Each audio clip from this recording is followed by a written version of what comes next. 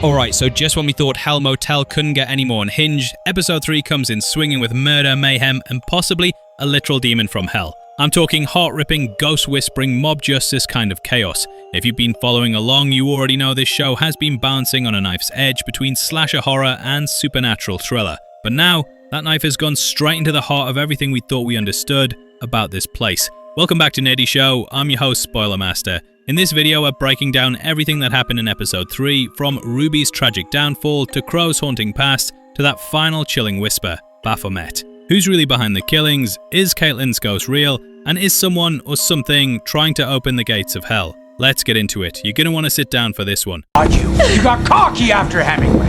I didn't kill him either. Ruby is blamed, bound, and betrayed. The episode opens with heartbreak. Ruby discovers Portia's lifeless body in their bed, her chest torn open and her heart ripped out. It's a scene of pure grief and horror. Ruby, overwhelmed, tries to push the heart back into her partner's chest like that would somehow fix everything. It's gut-wrenching, and for a brief moment, you almost forget you're watching a horror show, but the moment the guests come charging into the room, that human emotion is buried under suspicion and fear. There's the bloody knife, the motionless body, and Ruby crying covered in blood and not able to explain how she slept through it. It doesn't matter that she was exhausted from secretly disposing of Hemingway's corpse the night before, no one gives her the benefit of the doubt. They tie her up, lock her down, and effectively condemn her without a trial. It's mob justice, plain and simple. What's even darker, the idea that someone among the group might know Ruby is innocent. If the real killer is one of them, then they're not just watching Ruby get blamed, they're encouraging it. It's cold, calculated, and absolutely chilling. Crow's ghostly past, and Caitlyn's whisper from the dead. As tension builds among the guests, we're taken back a decade to get a clearer picture of Crow's obsession with Caitlyn, the original murder victim from the motel's haunted past. Back then, Crow ventured into the basement to reach out to her ghost. Whether it was grief, guilt, or drugs, he believed he spoke to her. And what she told him would define the next 10 years of his life. She warned him of someone in a horn mask and black robe, someone responsible for her death. That warning has since transformed into a full-blown obsession for Crow. Now he's convinced that this same figure is walking the motel again, and he needs to stop them. But what's interesting is that this moment introduced a real possibility. Caitlyn's ghost might be real. This might not just be a psychological spiral. There could be something supernatural happening here, and that would make sense. After all, Cold River isn't just the site of a crime, it's a shrine to death. The dead might not be at peace, and they might want revenge. We need to figure out who this killer is, but you also need to give me. Shirley and Floyd realize there's a third killer in the mix. In the aftermath of Portia's murder, Shirley and Floyd, the secret Satanist couple whose plan was to open a portal to hell by killing everyone, start to panic because it becomes obvious that they didn't kill Portia, which means someone else did. This throws a major wrench into their plans. Either there's a third killer trying to beat them to the ritual, or worse, someone wants to sabotage their mission entirely. Shirley immediately notices how clean the murder was. The removal of the heart was surgical, almost ritualistic. Suddenly, the killers who came in with a plan are no longer in control. Now they're playing catch-up, trying to figure out who's copying them, and possibly doing it better.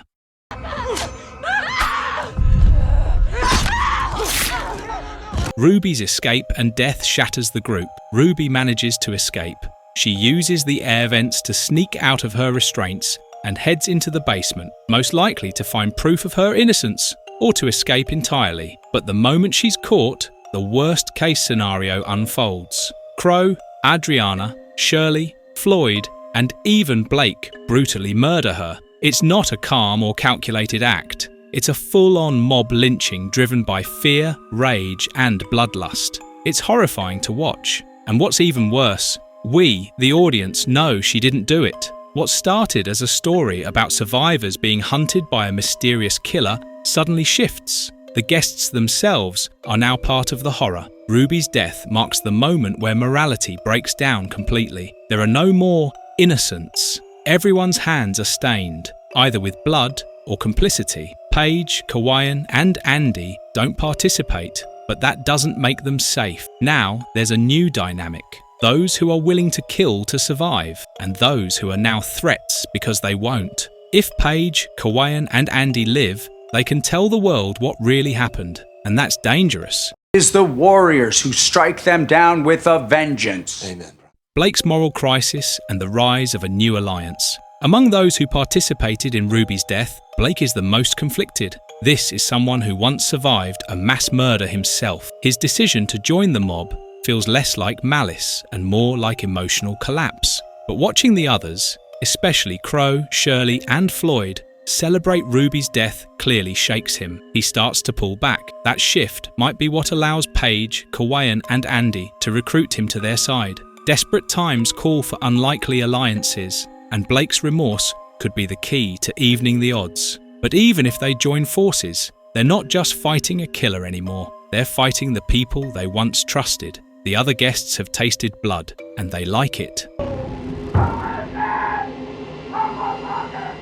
The Renee flashback, Crow's guilt, goes even deeper. The episode takes a detour into another flashback, this time focusing on Renee, a man who might have known more about the original murders than anyone realised. Crow and Officer Dixon believed that Caitlyn's ghost pointed them to Renee, so they interrogated him. Renee confessed that he'd been near the crime scene years ago, watching from a distance, but he denied any involvement. He said he was just fascinated by the ritual that killed Caitlyn and Joey. He wanted to see the books the Satanists used, but that was it. Crow didn't buy it. He pushed Dixon to turn up the pressure, and Dixon, either convinced or coerced, went too far. What happened next is murky. Either Dixon scared Renee into madness, or someone appeared in the room. Renee saw the horned figure, and it drove him to suicide. This is a turning point. Crow wanted justice. Instead, he caused another death, another innocent soul claimed by Cold River Motel. Whether it was supernatural or not doesn't even matter anymore. Blood has been spilled in the name of vengeance, and that blood is on Crow's hands.